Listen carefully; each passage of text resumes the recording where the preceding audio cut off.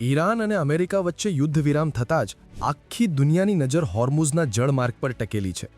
પરંતુ શું તમે જાણો છો કે સ્ટ્રેટ ઓફ હોર્મુઝ હજુ પણ કેમ બંધ છે? તેનું કારણ એ છે કે આ યુદ્ધ શરૂ થયું ત્યારે ઈરાને દરિયાના પેટાળમાં 5000થી વધુ મરીન માઇન્સ એટલે કે સમુદ્રી સુરંગો બિછાવી દીધી હતી. એટલે કે આ સમગ્ર જળમાર્ગ હવે ડેન્જર ઝોન છે. ઈરાને આ સુરંગો બિછાવી તો દીધી, પરંતુ હવે તેને હટાવવાનું કામ અઘરું અને ખર્ચાળ પણ છે. હાલમાં જ અમેરિકાએ ઈરાનના સુરંગ બિછાવતા 16 જહાજો પર હુમલો કર્યો હતો, પણ અસલી જોખમ હજુ પણ દરિયા નીચે ફરી રહ્યું છે.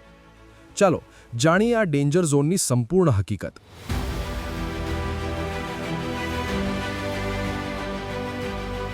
સમુદ્રના ખુફિયા બોમ્બ.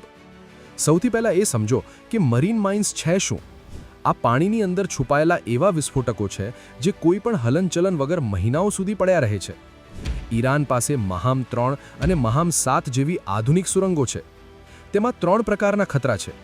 કોન્ટેક્ટ માઇન્સ, જે જહાજના સંપર્કમાં આવતા જ ફૂટે છે, બિલકુલ જમીની સુરંગોની જેમ.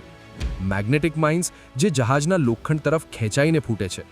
અકુસ્ટિક માઇન્સ, જે જહાજના એન્જિનનો અવાજ સાંભળીને એક્ટિવ થાય છે અને પછી ફૂટે છે. વિચાર કરો, 20થી 30% વૈશ્વિક ક્રૂડ ઓઇલ જ્યાંથી પસાર થાય છે ત્યાં આવા 5000 બોમ્બ બિછાવેલા હોય તો જોખમ કેટલું મોટું હોય.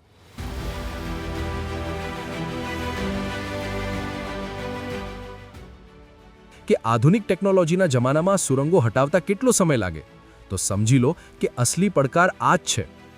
લોખંડના જહાજ ના ચાલે. મેગ્નેટિક માઇન્સને કારણે સામાન્ય જહાજ ત્યાં જઈ શકતા નથી. આ માટે લાકડા અને ફાઇબર ગ્લાસના ખાસ માઇન સ્વીપર જહાજો વપરાય છે. પાણીનો પ્રવાહ. હોર્મુઝની ખાડીમાં પાણીનો પ્રવાહ એટલો તેજ છે કે આ સુરંગોની જગ્યા સતત બદલાય છે. ક્યારેક તો આજે જે સુરંગ દેખાઈ હોય તે બીજા દિવસે ત્યાં હોય જ નહીં. ડ્રિફ્ટિંગ માઇન્સ. ઈરાને કેટલીક એવી સુરંગો પણ છોડી છે જે મુક્તપણે તરે છે અને તેને લોકેટ કરવી અશક્ય છે.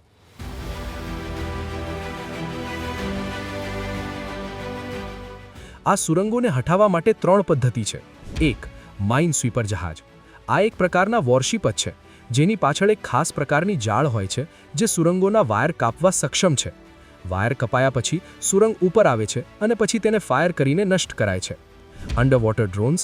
સોનાર ટેકનોલોજી ધરાવતા રોબોટ્સ સુરંગ શોધીને તેના પર નાના વિસ્ફોટક લગાવે છે અને પછી રિમોટથી બ્લાસ્ટ કરે છે. Naval dolphins. રશિયા અને ચીન જેવી નેવી ટ્રેન્ડ ડોલ્ફિનનો ઉપયોગ કરે છે, જે માનવ આંખ ન જોઈ શકે તેવી સુરંગો શોધી કાઢે છે. પણ આ બધું કર્યા છતાં નિષ્ણાતોનું કહેવું છે કે આ સમગ્ર રૂટ પરથી સુરંગો નિષ્ક્રિય કરવામાં 6 મહિના અથવા વર્ષ તો નીકળી જ જશે, જેમાં કરોડોનો ખર્ચ થશે. જ્યાં સુધી આ જળમાર્ગ સુરક્ષિત ન થાય ત્યાં સુધી ઈરાન આ તકનો ફાયદો ઉઠાવી રહ્યું છે. સૂત્રો અનુસાર તેમણે લારક આઇલેન્ડ પાસે એક વૈકલ્પિક રસ્તો આપ્યો છે, પરંતુ અહીં ઈરાને તહેરાન ટોલબૂથ બનાવી દીધું છે, જ્યાં એક જહાજ પાસે ₹8 થી 16 કરોડ જેટલો ટોલ વસૂલાય છે.